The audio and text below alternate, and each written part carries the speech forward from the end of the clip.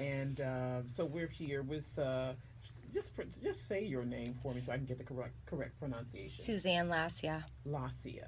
And you where are you from? I am born and raised in Detroit. Okay, what was it like coming up in Detroit? Um, Detroit's great. Growing up in a Chaldean family, it was a big struggle for me How so? because I was a girl, and girls are not equivalent to boys. Boys are like, wow, we had a boy, number one boy, but girls are second class citizen. Just being from the Middle Eastern culture and stuff like that. It was hard growing up. Three brothers, no sisters. So they got most of the attention. I didn't. Hmm. And a lot of folks may ask you about Chaldeans and coming to Detroit. We have a huge population of Chaldeans in Michigan. Why, when people ask you about why Chaldeans moved to Michigan and why stores and the kind of gas stations and places, what do you say to them? Why? Out of Detroit, no one's ever heard of Chaldeans. So, like when you travel to LA, if you travel to New York, Chicago, Atlanta, no one's ever heard of Chaldeans. Chaldeans are very private people. They don't do anything with television, they don't author any books, they're very private. So, the reason they picked Detroit was the closest to a Chaldean church was an Assyrian church in Canada, and that was close, going through the tunnel to come to Detroit. That was the closest. So, they made their way to Detroit, for the big three. When they really realized that they can't speak English, they turned to what they knew best as being merchants. Party stores, gas stations, supermarkets. Did your family own or get into the business? Oh, yeah. My dad came to America with nothing, not even the clothes on his back. He went 3 days without eating or having a place to live, and he had too much pride to go ask anybody. He went, like I said, he went 3 days without eating and, having a place to live till he finally went to somebody and said, listen, I need help. He got started in a supermarket, opening, closing every day, just to send money back home to bring his family to America. So, my dad was here for 6-7 months, and he wanted to start a family right away. And he went to somebody that he knew, I believe it was an aunt or a friend of an aunt or an aunt. And he was looking for a girl. So they mentioned to my father, there's two girls. There's, one of them is this name and the other one's this name. He's like, do you want the older one or the younger one? He's like, I'll take the younger one. Never ever seen my mom till the day he met her was the day he got engaged to her. So yeah, Chaldeans, they keep it within the family. They keep it within the community. So my dad opened and closed for 30 years. When he first got married to my mom, he didn't have anything. It was hard. He worked. He's been beat up. He's been shot at. He's been at gunpoint. I mean, he's gone through a lot. He's been robbed. Chaldeans are hardworking, very hardworking. I mean, they really provide a good living for their family. So that's what he wanted, to start a family. So that's what he did. And I have three other siblings, three brothers. I'm the only girl. My dad lived in Detroit, and when he got enough money, he moved us up to West Bloomfield and opened, closed for 30 years just to make sure that we were raised the right way and we were brought up in the right area. Mm-hmm. So, Chaldeans are just, family hard workers, really into family. They've got strong morals, values, and ethics. I was raised like that. I was not allowed to go out with my girlfriends. I was not allowed to go to school dances. I was not allowed to date. I had to be a virgin to get married, and if I wasn't a virgin, nobody would marry me. Like, my father's reputation meant everything. Name is everything. He doesn't care. He didn't care if the man had money or not. All he cared about if he came from a good family. So, yeah, I was the only girl, and, they married me off, And so that's where your arranged marriage comes in as well. Yes, I was in arranged marriage. My book is called The Arrangement. I never even it was hard growing up. I was a girl, so the family would, there was families that wanted to come by and see me, and they would call my family and say, we want to come by and see your daughter. I would come out of my room to serve them tea, baklava, meat pies, just for them to scope me out. And, and they would get a, call back or a feedback to let my family know if it was like a yes or a no. If I didn't marry someone from America, my dad would have took me back home and left me in Iraq to get married. So I did what I thought was best for me. So you ended up marrying someone. Someone that lives in Michigan that my brother was friends with, that it was after me for a long time. And yeah, I went out with him once for a few hours. A week after I went out with him, his mom called my mom and said we want to come by, and they came by to check me out. The mom, the dad, the brother, the sister, him.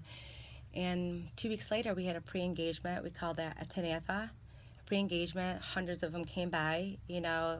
My ex-husband didn't ask me, will you marry me? Basically, his father got up to my father and asked if we can have your daughter's hand in marriage. And they shook hands on it. And I was engaged. And 5 months later, I was married. And how old were you at this time? How old? I was 19. But this is. Well, I was younger than that, but yeah, I was 18 then I turned 19. And this has been really a long-standing tradition in the Chaldean Christian community, though. For ages, though, right? Yeah, they like to keep it within the family, within the community, because at least they know who the people are. All they got to do is ask around, well, who's this family? What is this family about? And, it's likely less to get divorced because they're too embarrassed to get divorced. You'll be shunned by the community if you get divorced. And I was one of the girls when I filed for divorce after 10 years of marriage. I have 2 beautiful boys out of it. I was like, they thought it was a rumor.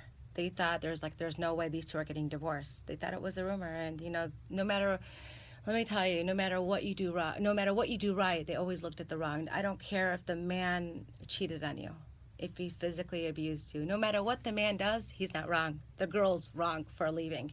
I was one of the few, and everyone was like, you've got some thick skin. And I do have some thick skin.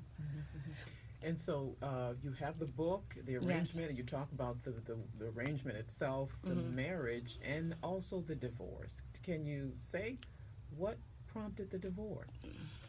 No matter what I did, he was a great provider.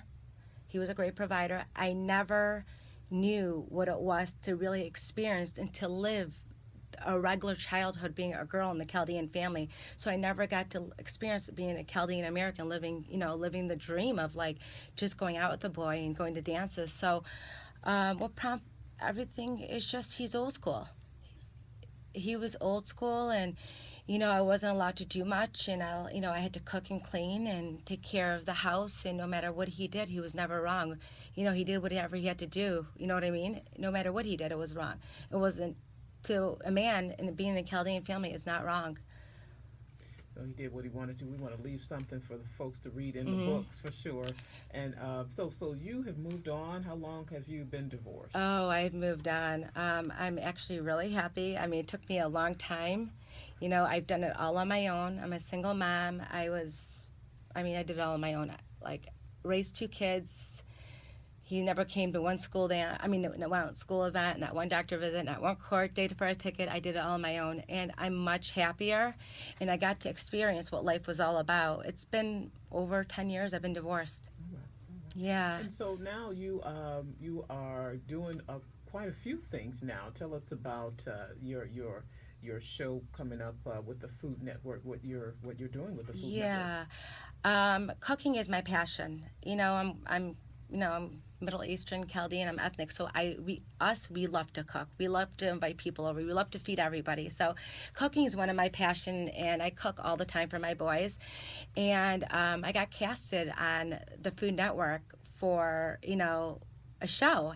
And I filled out the application, and I was like, I get casting calls all the time. People approach me to do television or reality, and it was just like, wow, I'm like, okay, let me try it. So just from doing, just filling out the application and them calling me within 15 minutes, I'm like, oh my God. So it was really exciting. I mean, we did a Skype interview, and she was just basically, you need to come on our show. So I went on the show. I went on Cutthroat Kitchen. Oh, wow. Yes, I went on Cutthroat Kitchen, and I went up against 3 chefs that have been cooking for 20 years that own restaurants. And don't forget, I am a homemaker. All I've ever known is to be cook, not in restaurants. I mean, hopefully one day I'll be able to open a restaurant. I just love cooking and feeding people. But yeah, I went up against 3 big time chefs. What's your dish? What's your dish that's gonna cut somebody? Oh my God. I mean, they didn't tell us exactly. I mean, that minute. Like, everything is just like, I mean, what you see is what it is. You know what I mean? What do you like to cook? I do. And who knew if I knew how to make what they were going to tell me to make? Mm-hmm. You know what I mean? But, I love cooking Middle Eastern food, Chaldean food. I cook for my friends and family. I love cooking Italian food. The only thing I can't make is a filet. No matter how I cook that filet, it's always hard. But yeah, I went up against 3 professional chefs that own restaurants, and I'm just like from Detroit. So it was the most amazing experience of my life. I mean, everybody was on the floor laughing.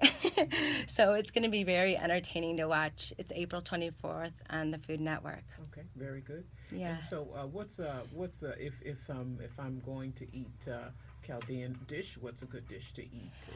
I prepare grape leaves. Like, literally, my mom hand picks them from a tree. She marinates them, and yeah, I wish I would have known. I would have brought you some. Now you tell me. Maybe one day I'll come back. You never know. Middle Eastern, like, grape leaves, and like, we have like yellow rice and chicken, and our roast is phenomenal. I mean, we use allspice and fresh garlic and olive oil and everything that we make is usually from scratch, nothing out of a can, nothing frozen, just everything is prepared fresh. You've been through a lot. Now you're kind of riding this high. What do you want to do?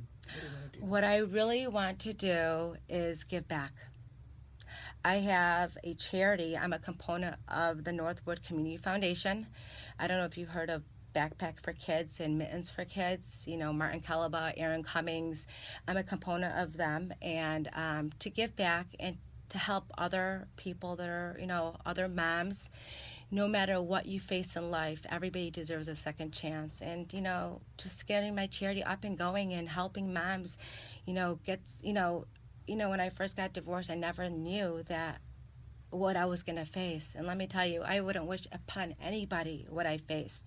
My family basically disowned me and told me, go live your life unless you go back to him. But I just believe that, it's the grace of God that I made it this far. I've got, other things that are going on that I can't speak about right now. But right now is, getting my book out there, The Arrangement, and getting my charity up and going, the Suzanne Lossia Charitable Fund. They can go to my website. That's www.suzannelossia.com to purchase the book, or you can purchase it online on Barnes & Nobles, Amazon, and to donate to this charity. I just believe that no matter what you face in life, and my calling is to help others, and never give up on faith. Always believe God is right there. And when I had nobody, I had 2 kids that I had to raise on my own with no education and basically no money, I turned to God because I had nobody else. And, I found God, and God's helped me. Like, my life's been a miracle. Raising 2 beautiful boys. My son graduated. My oldest graduated from Brother Rice. He's second year at Oakland University on the honors list. My second son, graduated, and I can barely get him to go to college. I can barely get him to finish high school. But, everyone's got a different passion. College is not made for everybody. But, no matter what you face in life, just remember, have faith and believe. If I made it, believe me, everybody can make it. I was going to ask you about your relationship with your mom or your dad. Is it still strained, or? You know what? My parents, my mom and my dad, have totally came around. They totally support me. It wasn't financially. I had to do it on my own. I wasn't entitled to the family money because I was a girl. My brothers got everything handed down to them. The relationship with my family is good. They all support me. They support my, they were mad at first with the book, but they're over it. They are, but they support my show. They support what I'm doing. They just want me to make it. They feel bad. they do. And, it took years, but they've came around. And you did mention too, I just want to